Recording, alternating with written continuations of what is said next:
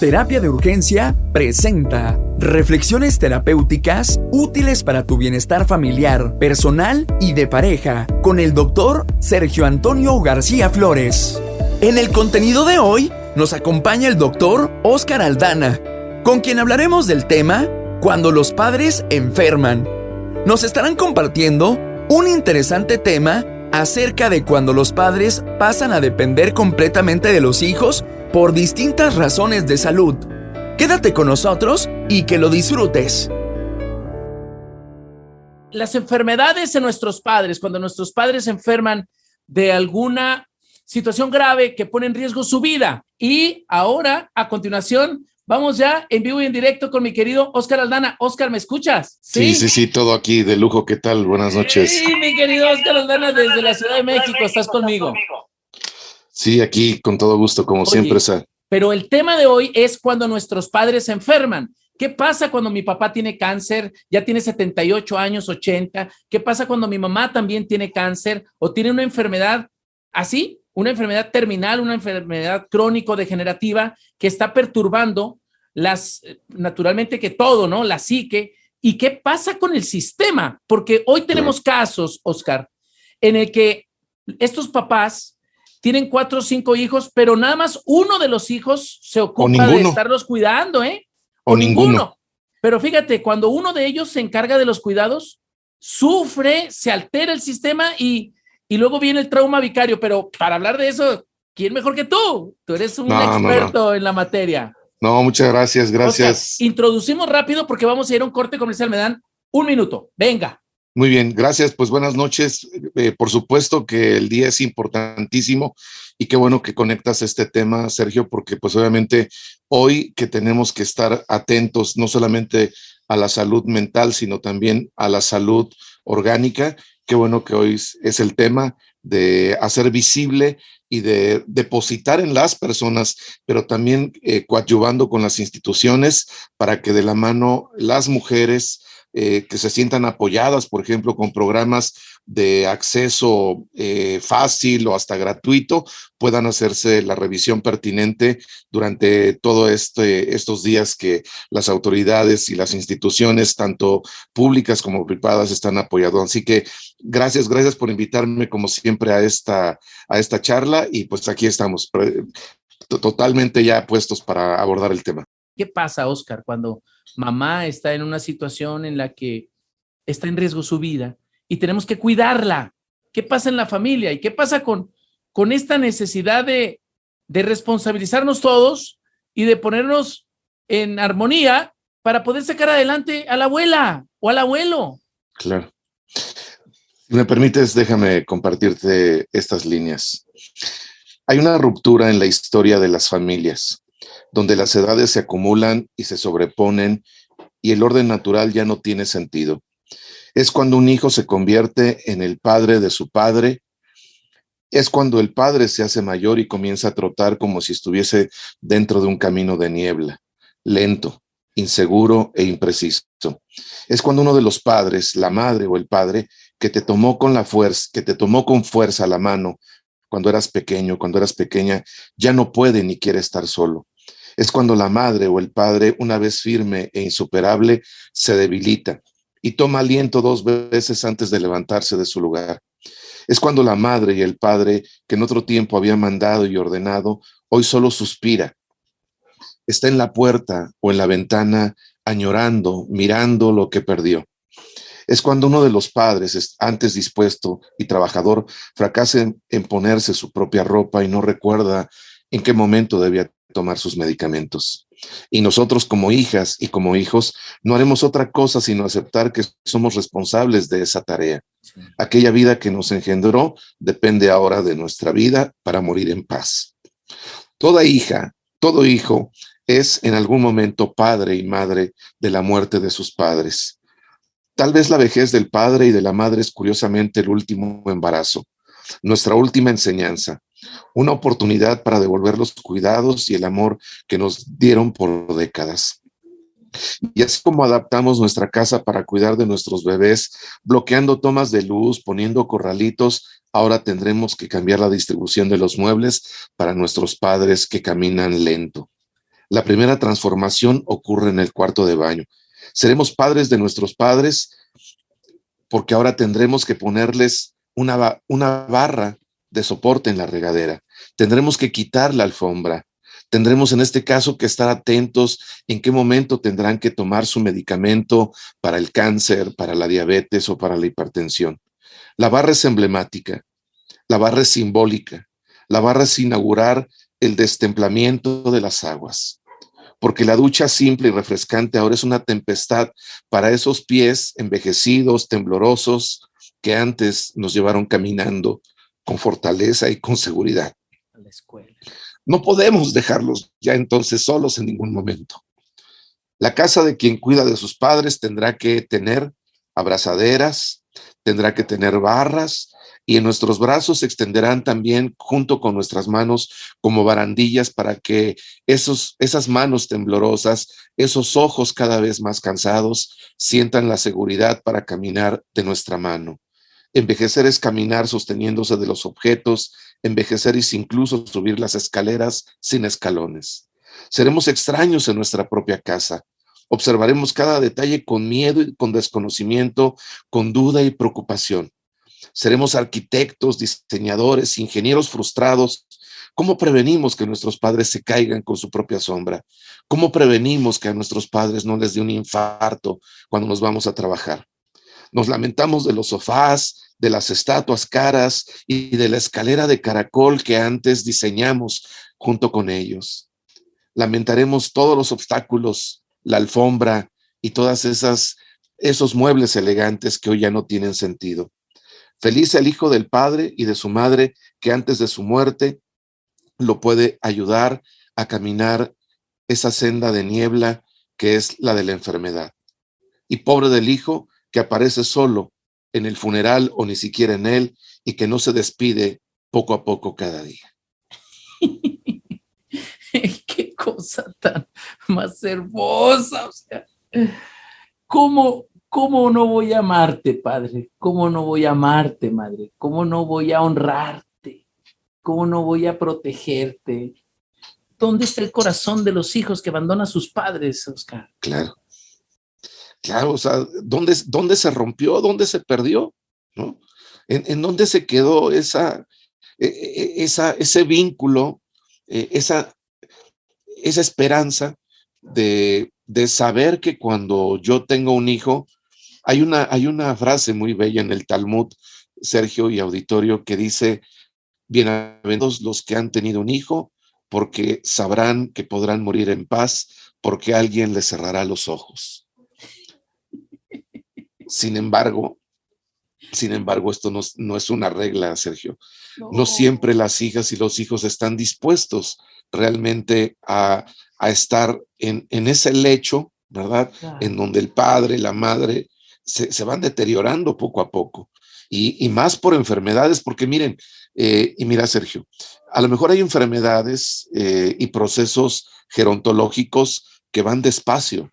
Pero hoy, en el Día Internacional para hacer visible el cáncer de mama, ¿sí? En un país en donde el cáncer de mama es una de las causas lamentablemente más dolorosas y más difíciles y también más caras de atender, ¿verdad? Para una mujer.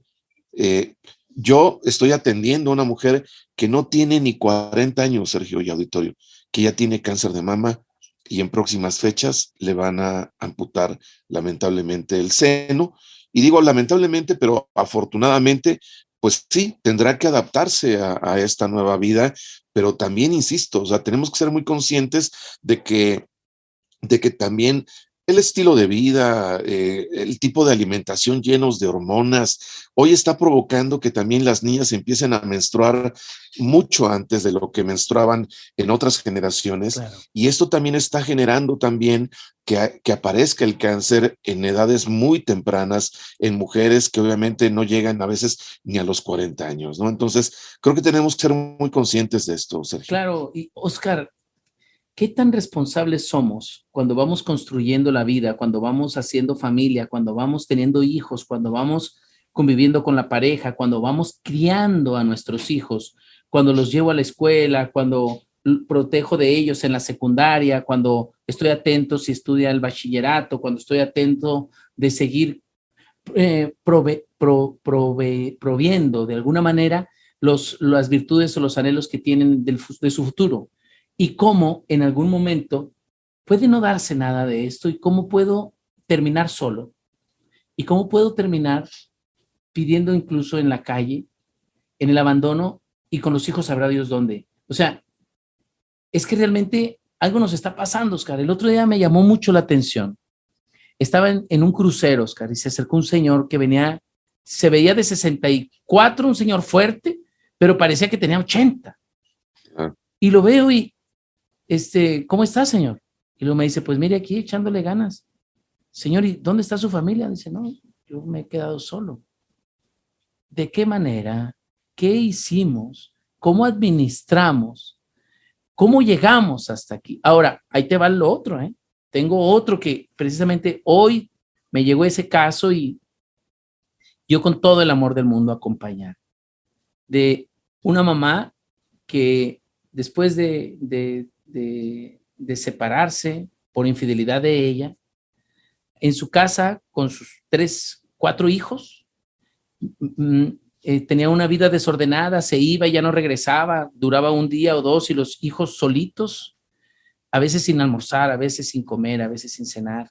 Y la señora a veces regresaba después de 2 días y los maltrataba, les pegaba, alcohólica. Y el maltrato hizo que poco a poco cada quien fuera agarrando su camino. Pero ella en el hastío, en el abandono, pasando de una relación a otra, metiendo personas a su casa, poniendo en riesgo a las hijas, y las hijas huyendo para no vivir esa realidad. Llega el momento en que se queda sola, pero ella busca lo posible de que sus hijos vivan mal y provoca maldades para que ellos vivan en la misma infelicidad que ella vive. O sea, sí nos encontramos con historias tristes que se replican y que hacen una sociedad también así. Sí, definitivamente, pues sabemos que obviamente en el tema de las familias no hay reglas. Y sabemos, Oscar, perdón con esta, tú y yo sabemos perfectamente que estos males, tienen, para que se sanen, a veces tardan 2, 3 generaciones, Oscar, claro, para poder sanar una historia tan grave y tan triste como estas que escuchamos. Claro. Sí, y aquí lo que es cierto es también, y lo voy a decir tal cual como es, yo creo que también hemos en ocasiones romantizado a la familia y el concepto de familia como si efectivamente el hablar de familia por el mejor lugar donde puede estar una es persona. El lugar más seguro, ¿no? Y es el lugar que garantiza amor, protección, aceptación, apego, y no es así. Hoy le dije a una consultante, hija, lo que tú necesitas es no estar ahí. Claro. Es no estar límites, ahí. sí. Sal. Porque eso es lo que te está enfermando. Claro. Ese hombre te está matando, esa mujer te está matando. Necesitamos salvarte. Sí, yo lo que les digo mucho, por ejemplo, cuando formo terapeutas, la lógica del enfoque sistémico es, entender que si la familia te enfermó, entonces también la familia tiene la responsabilidad de cuidarte y de curarte, claro, ¿no? De generar el cambio. Pero a eso me refería, que si seguimos romantizando o dando por hecho que la familia es un lugar seguro para todos y para el 100% de la gente, pues obviamente ese es un grave error. Así como la familia puede ser también un lugar seguro, un grupo primario, también la familia puede ser fuente, y lo es, de psicopatología. O sea, sí, hay psicopatología individual, hay psicopatología de pareja, pero también hay una psicopatología familiar social, y también hay una psicopatología social, claro, ¿no? Claro. Entonces, pero fíjate ahí la frase que dijiste, cuando la familia debería de ser. Claro, debería de ser. Y ahí, pero no es así. Híjole, es que son tantas cosas. Oscar, pero doctor, vamos a ir a un corte comercial. Porque ahorita viene lo mero chingüengüenchón, que es dar los cómos, qué hacer. Sí. Vamos a cambiarlo, vamos a ayudar a los abuelos, vamos a sacarlos adelante en su enfermedad, porque las personas comprometidas y las personas que rendimos tributo y honor a esas personas que dieron la vida durante sus años posibles y que les debemos de alguna manera de regresar con gratitud y con todo nuestro amor y cariño hoy que nos necesitan. ¿Qué es lo correcto? ¿Qué es lo recomendable, Oscar? Cuando mamá está postrada en cama y nos tenemos que organizar de alguna manera. Cuando papá tiene cáncer de próstata, está postrado y se tiene que levantar en las noches y la casa no está acondicionada para ello. Háblame de este tema resiliente, pero también colaborativo y la necesidad de estos enfermeros geriátricos de los que hablabas hace rato, fuera del aire. Sí. A ver, un tema que no podemos dejar también de reconocer es que hay dos padres o una madre que fueron capaces de criar y de crecer, como dicen ellos mismos, de crecer a 2, 3 o hasta más hijos. El grave problema que tenemos aquí es cuando esos 2, 3 o más hijos no son capaces de hacerse responsables de sus padres cuando enferman o envejecen. Y aquí es un grave problema porque también, si nos vamos del otro lado, hay padres y madres de familia que debido a la situación económica y también toda esta carga cultural que traemos en México, de las familias, en este caso amalgamadas, muchos padres y madres de familia todavía existen en esta generación, convivimos mucho con ese tipo de padres ya adultos que de pronto, tal cual lo diré, se llenaron de hijos o tuvieron hijos, aunque haya sido uno, que tuvieron un hijo, se llenaron de hijos creyendo que los hijos se iban a convertir en una especie de enfermeros geriátricos al futuro. Ajá. Y entonces también hay un tipo de familias que generan algo que se llama hijos ancla, ¿verdad? Ajá. ¿Qué son los hijos ancla? Son aquellos hijos que aquí también en México tenemos una frase muy típica para eso, ¿no? Entre los hermanos. Hermano saltado, hermano quedado. Yeah. Entonces, obviamente, el hermano que se va quedando rezagado porque no sale ni a estudiar, ni a trabajar, o no se casa, es el que se tiene que fletar textualmente a cuidar a los padres que van enfermando y van envejeciendo. Y pasa, ¿no?, mucho en mujeres, Oscar. No. En mujeres, y si tú te vas a Juchitán, Oaxaca, y al Istmo, ahí a los que les toca muchas veces ese rol es a los hijos mushes. A los mushes, sí, claro. Que son en este caso los que tienen que asumir la responsabilidad de cuidar a los padres enfermos, ¿no? Es un sacrificio. Claro, es una especie diríamos, de auto-otorgamiento. O sea, ya se fueron los demás hermanas, los demás hermanos. Yo me quedo con ellos. Yo me quedo a cuidarlos, ¿no? Pero eso implica, obviamente, que yo no tengo derecho a tener vida social, a tener vida académica, porque también eres muy mal vista, muy mal visto si no cuidas a tus padres enfermos y envejecidos. Pero aquí el grave problema, Sergio, que tú acabas de mencionar es, bueno, sí, pero no soy el hijo, no soy el único hijo. O sea, ¿por qué mis hermanos no también vienen y me dicen, oye, no sé, vamos a rotarnos las noches? No solamente es venir y dejar dinero, no solamente es venir y preguntar, ¿y por qué mi papá se cayó? Pues entonces, pues porque yo también me quedé dormido, ¿no? Porque yo también tengo que dormir, tengo que descansar, porque aquí vean qué importante es esta serie, y felicidades, Sergio, por esto y a Terapia de Urgencia, porque también aparece algo que no se quiere decir, que es el síndrome de desgaste del cuidador primario. Sí, el síndrome de vicario. ¿No? Porque sí, o sea, pues hay que cuidar o sea, si cuidar a un padre enfermo te cansa y te desgasta mental, emocional, material, física y económicamente, ahora imagínate cuando tienes que cuidar a dos. Y solo. Oye, porque sí son muy buenos para venir a reclamar, sí son buenos para opinar, claro, pero para exigir. El que no da dinero, que dé tiempo, Oscar. Claro. Y el que da dinero, esté atento de cómo se administra, pero también de seguir provocando la convivencia y la integridad, la integración de la familia. Le mando un abrazo hasta el cielo a un querido amigo que falleció ya, pero que siempre me regaló una frase que la voy a aprovechar si me lo permites. Está un poco pelangocha, pero decía mi querido compadre, que en paz descanse, decía, a mí no me molesta que me digan pinche, lo que me molesta es el pinche tonito en el que me lo dicen, ¿sí? Y entonces, sí, yo puedo venir y dejarle 1,000 pesos a la semana. Sí, claro. 1,000 pesos, exagerada, 1,000 pesos. Claro, aquí están, 1,000. yo estoy dejando 1,000 pesos para mi papá, para que lo cuiden, Exacto. para que le compren la metformina, y paguen a la enfermera. Sí, sí, pero los dejas con un modo, con un tono, con una actitud como que si sabes como si se los debieras. Sí. Y como si le tienes que rendir. Ahí viene mi hermano, tenemos que rendirle cuentas. Fórmense, claro, cada quien tiene que decirle. Pónganle una alfombra. No, que vaya al carajo. No, entonces es aquí una obligación de todos. Es de todos, ¿no? Y a eso me refería yo con el síndrome. Algo muy importante que hay que detectar es el síndrome de asimetría familiar. O sea, ¿y qué es el síndrome de asimetría? Como su nombre lo indica, o sea, todos parejitos, ¿no? Nos debería de tocar, a ver, no puedo dar tiempo, aporta mínimamente algo económico. Uy. No puedes aportar algo económico, pues por lo menos ven, ¿no? Oye, o sea, Oscar, y no vengas con visita de doctor de media hora. Ni siéntate a escuchar a tu madre, siéntate a escuchar a tu padre. Oye, pero ¿cómo nos toca, Oscar? ¿Cómo la abuela o el abuelo dicen y justifican al irresponsable? Dicen, no, mija, deja a tu hermano, pues es que él trabaja.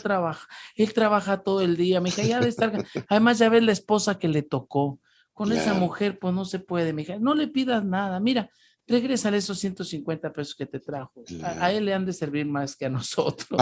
Hay hijos que van a ver a sus padres enfermos. Ay, no puede ser. Para irles a pedir, como textualmente vampiros, oye, el dinero que ellos necesitan para cuidado, comer o para porque ahora le agarran la tarjeta, esa tarjeta del bienestar que le dan a los abuelos, y se les anda perdiendo. Y ya les llega, y oigan, hijas, pues yo traía 3,800 en esa tarjeta porque se juntaron las 2 quincenas y ya no hay nada. ¿Quién agarró la tarjeta? Mi mamá, le prestaste la tarjeta a José Luis y te robó todo, mamá, pero tú no le dices nada. Ay, mija, pues es que ya ven que su hermano toma mucho. Pues sí, mamá, toma mucho, pero es un desobligado. Claro. Y ahí tú decías y preguntabas algo muy importante, Sergio. ¿Cómo resolvemos esto en el presente cuando no se atendió desde el pasado, no? Porque pues obviamente de eso también hay que hablar, ¿no? Porque mamá y papá naturalmente aman. Claro. Y no van a hacer otra cosa que seguir amando, Oscar. Ellos ya ahorita a estas alturas ya están enfermos, están en la cama, ya no pueden hacer nada por el cambio de este desgraciado. Aunque tú le digas a mamá, ya no le des dinero, por favor, a tu hijo, ya no le des dinero porque se lo sigue tomando todo. La mamá va a sacar de abajo de la almohada, Oscar, los últimos pesos que traiga para dárselos al hijo, aún sabiendo que los va a ir a malgastar, Oscar. Sí, y fíjate que yo vengo haciendo una investigación a la que esta línea le denomino síndrome del ocaso. Y el síndrome del ocaso tiene varios sentidos, ¿no? Síndrome del ocaso porque obviamente es el ocaso de la vida. Sí, pero también, ahorita, por ejemplo, ya textualmente estamos entrando casi al invierno, ¿verdad? Estamos en el otoño, casi a punto de entrar al invierno, y eso implica que la luz del día empieza, la luminosidad se acorta, y entonces a las 5 o 6 de la tarde la luz del sol se vuelve naranja, ¿no? Sí. Porque oscurece más temprano. Ajá. Entonces, también por eso es síndrome del ocaso, Sergio y auditorio, porque las personas de la tercera edad, anuncian los la niños noche. Las personas con Parkinson, con Alzheimer, empiezan a percibir obviamente que la luz está poniéndose tenue y eso les genera ansiedad, les genera irritabilidad, les genera confusión, les genera obviamente también ansiedad porque dicen voy a ver menos, si de por sí no veo con menos luminosidad, me voy a caer, ¿dónde está mi esposa? Hay, por ejemplo, síndrome del ocaso, ¿no? O sea, hay una psicosis senil que provoca que las personas, y lo sabemos en el caso del Alzheimer, que olviden que... Y viene la ansiedad y en la noche que no pueden dormir y luego las piernas locas, ¿ya ves? Claro, sí. Que están inquietos y que no pueden dormir. Claro, entonces, ¿quién eres tú? Quiero ir con mi esposa. Alguien se Yo va a tomo... meter a la casa. A ver, vayan y vean, ya cerraron la puerta y Sí, van a ver la puerta 10 veces a ver si está sí. cerrada la puerta. Y a veces solamente con sacarles ahí a dar una vueltecita ahí al No, patio, se relajan. subir y bajar, se tranquilizan, O el anís mico y un jerecito. reconocen, ¿no? O Cálmese. sea, esas memorias celulares, ancestrales que están ahí registradas, nos pueden ayudar a que las personas recontacten con aquello que ya físicamente o emocionalmente perdieron. Claro, claro. Oye, pero ¿cómo es importante que los hijos veamos todos esa, esa responsabilidad para que no exista esa asimetría parental de la que llamabas y que no se deshaga la familia cuando mueren los padres? Porque a veces mueren los papás y se Sí, sí, terminó sí. la familia. Ya cada quien por su lado se reparten los sillones. Fíjate, Oscar, se reparten los sillones hasta la cocina integral, que ya está vieja, andan quitando los muebles para repartírselo entre tres. Esto Sí. es tan grave, tan El triste. armazón de los lentes del abuelo, ¿no? Las copas con Las las que se brindaba. coronas, porque en sus dentaduras traía una coronita de oro y ya andan buscándole para sacarle. Sí. Sí, aquí lo importante y también lo conecto con el tema que ya habíamos revisado. ¿Se acuerdan que habíamos hablado de las llamadas familias solares que giran alrededor del miembro que más vínculo, que más poder, que más influencia tenía en las familias? Pues eso es lo que también tenemos que ir reconociendo, ¿verdad? En el sentido de, de ayudarles a las familias a distribuir lo más pertinentemente y de manera equitativa las responsabilidades. Generalmente aquellas familias en donde en un solo miembro de la familia se recargan, se depositan tantas responsabilidades, tanto vínculo, pues obviamente el día que ese miembro de la familia fallece, muere o falta, pues obviamente la familia entra en caos. Entonces, aquí lo importante es hacer y construir familia. O sea, la familia, el vínculo familiar no se construye por decreto. No, y no es espontáneo, Claro. se desarrolla, pero se requieren ciertas reglas, ciertas pautas que va a mantener unido a este apellido, fíjate, Claro. esa conjunción de apellidos que crean una historia, Claro. pero que debe permanecer a través del tiempo. Claro. Y que no se define por la muerte de una persona, sino porque existimos, Oscar. Claro. Pero vamos a darles a nuestros radioescuchas, ¿qué te parece? 1, 2 o 3 pautas antes de que se nos termine el programa para crear familia, para que cuando falten los viejos, sigamos unidos y que no tengamos que desgarrarnos las vestiduras repartiéndonos lo poco o lo mucho que tenemos. Sí, la primera pauta creo que tiene que ver mucho con un queridísimo colega nuestro que es Marcelo Severio, y que es un autor de un libro ¡Vos formidable. es grande, Marcelo! Que es argentino. Sí, fíjense, él tiene un libro muy bonito. Vos sos grande, vos sos. Sí, es un libro muy bello que se llama ¿Quién soy? ¿De dónde vengo? Pero ¿para dónde voy? Sí. O sea, entender que efectivamente tenemos que honrar nuestra historia, tenemos que honrar nuestras raíces. Y la mejor manera de cuidar nuestro presente es saber de dónde venimos, quiénes fueron nuestros bisabuelos, nuestros abuelos. Hoy a lo mejor muchos de nosotros tenemos una profesión, una carrera, un negocio que fluye, pero somos el resultado de generaciones que no tuvieron eso, claro, pero que hicieron lo posible porque en las siguientes generaciones y particularmente en la nuestra no se repitiera ni el hambre, ni la pobreza, ni la violencia, ni el abandono, ni el suicidio. Y entonces honrar nuestra historia es un elemento fundamental. Primera pauta, honrar y conocer nuestra historia. Sí, hoy, por ejemplo, en las familias cada vez se pierde más la costumbre de tener un muro en donde están las fotografías de los bisabuelos, los abuelos.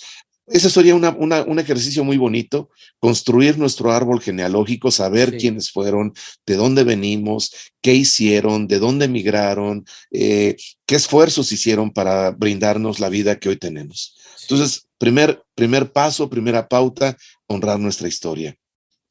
Segunda pauta, el buen trato, Sergio, el buen trato. Sí. Los buenos tratos en pareja, los buenos tratos con los hijos, o sea, si muchas veces teniendo la certeza de que yo cuidé a mis hijos, no hay valga la redundancia, no hay garantía de que ellos me vayan a cuidar, porque tampoco tuve hijos para que ellos me cuiden y se convirtieran en mis enfermeros cuando yo envejezca. Imagínense también cuando yo como padre nunca los cuidé, nunca fui cercano a ellos, pues obviamente desde ahí estoy creando y rompiendo una cadena y un eslabón de buen trato, ¿no? No hubo, y a veces necesitamos 3 generaciones para resolver este cochinero que hicimos durante la vida. Así es. Despídete de tu público, Oscar. Muy bien, pues decirles lo que en una canción muy bonita que también yo escuchaba desde niño cuando mi mamá me levantaba para ir a la escuela, una canción en donde Vicente Fernández decía algo así: como te veo me vi y como me ves te verás. ¿No? Entonces, palabras sabias. Entonces cuidado, ¿no? Porque en muchas ocasiones no nos damos cuenta de que el tiempo no es más que algo totalmente subjetivo y que a lo mejor ahorita ya con el frío ya me rechinan las rodillas, y que si a mis 50, a mis 60 años ya estoy así, ya no me quiero imaginar cómo estaré cuando tenga 70 y 80. Y ahí vamos. Cuidar la vida, honrar la vida y amar y cuidar a todos los miembros de nuestra familia y cuidar sobre todo a los más vulnerables, a los niños, a las niñas y sobre todo a las personas enfermas, tengan la edad que tengan y más si son de la tercera edad. Muchísimas gracias, Sergio. Te mando un abrazo. Gracias al doctor Oscar Aldana, un muñecazo hermoso. Esto ha sido Terapia de Urgencia. Yo soy tu amigo Sergio García y ya sabes dónde localizarnos. Hemos llegado a la parte final de este capítulo. Si tienen algún comentario o anécdota, no duden en contactarnos por medio de nuestras redes sociales, que nos encuentran como Terapia de Urgencia, o visítanos en nuestra página web, donde puedes encontrar diversos recursos que pueden ser útiles para ti. Gracias por acompañarnos y te esperamos en nuestro próximo tema. Terapia de Urgencia presentó.